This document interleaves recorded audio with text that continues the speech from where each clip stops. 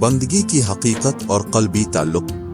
السلام علیکم، life learnings by کیشف میں ایک بار پھر خوش آمدید۔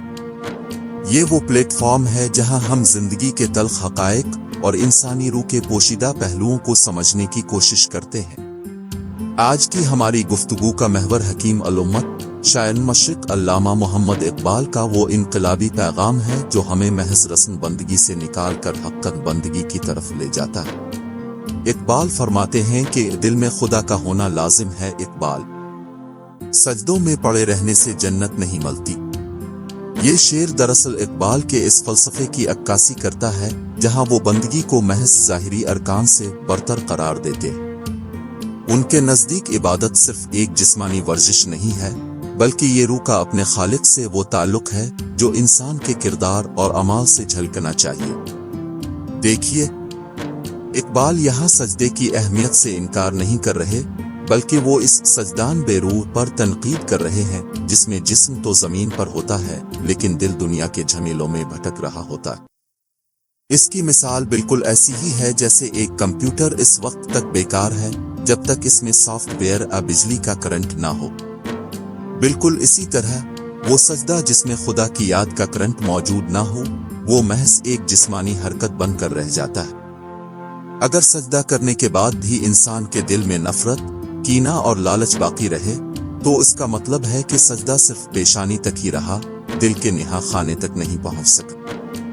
اسی طرح جب اقبال کہتے ہیں کہ سجدوں میں پڑے رہنے سے جنت نہیں ملتی، تو وہ ایک بہت بڑا مغالطہ دور کرتے ہیں۔ ہم اکثر یہ سمجھتے ہیں کہ شاید چند مخصوص تسبیحات حرکتیں گن کر ہم جنت کا سودا کر سکتے ہیں، لیکن حقیقت یہ ہے کہ جنت تو اس کے لیے ہے جس نے اپنے اندر خدا کو پا لیا۔ جیسے ایک طالب علم جو صرف کتابیں رکھتا ہے لیکن علم کی روح کو نہیں سمجھتا، وہ شاید امتحان تو پاس کر لے لیکن وہ اصل دانشور نہیں بن سکتا۔ اسی طرح جنت کا مستحق وہ ہے جس کا دل اللہ کے نور سے منور ہو، کیونکہ جس کے دل میں خدا آ جائے، اس کی زندگی خود ایک نمونہ جنت بن جاتی ہے۔ اقبال کے ہاں عشق وہ قوت ہے جو بندے کو اللہ سے جوڑتی ہے۔ وہ فرماتے ہیں کہ اگر دل میں تڑپ نہ ہو تو مسجد کی دیواریں اور سجدوں کی طوالت بے معنی ہے۔ اس کی ایک سادہ سی مثال ماں کی محبت ہے۔ ماں اپنے بچے کا خیال محض ایک ڈیوٹی یا رسم کے طور پر نہیں رکھتی، بلکہ اس کے پیچھے وہ تڑپ اور پیار ہوتا ہے جو اسے تھکنے نہیں دیتا۔ اگر ایک انسان اللہ کی عبادت محض اس لیے کرے کہ یہ ایک بوجھ ہے یا ڈیوٹی ہے، تو وہ اس کا اصل ثمر حاصل نہیں کر پاتا۔ جب دل میں خدا کی محبت لازم ہوگی تو ہر سجدہ ایک نئی معراج بن جائے گا۔ اقبال کا اصل پیغام یہ ہے کہ اگر تمہاری نماز تمہیں سچ بولنے، انسانیت کی خدمت کرنے اور برائی سے رکنے پر آمادہ نہیں کرتی، تو تمہارا سجدہ ادھورا ہے۔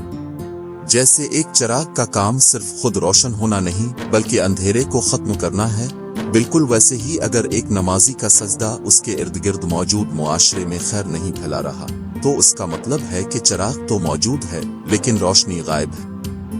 دل میں خدا کا ہونا انسان کو وہ ہمت دیتا ہے کہ وہ ظالم کے سامنے ڈٹ جائے اور مظلوم کا ساتھ دے سکے۔ آخر میں ہمیں یہ سمجھنا ہوگا کہ اقبال ہمیں اس میکانیکی بندگی سے بچنے کا مشورہ دیتے ہیں جہاں انسان صرف گنتی پوری کرتا ہے۔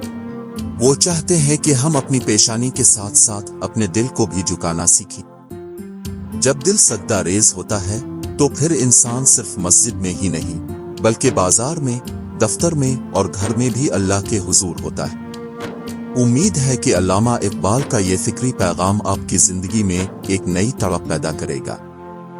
ہمیں اپنی عبادتوں کو رسم کے بجائے روح بخشنی ہے تاکہ ہماری بندگی حقیقت بن سکے۔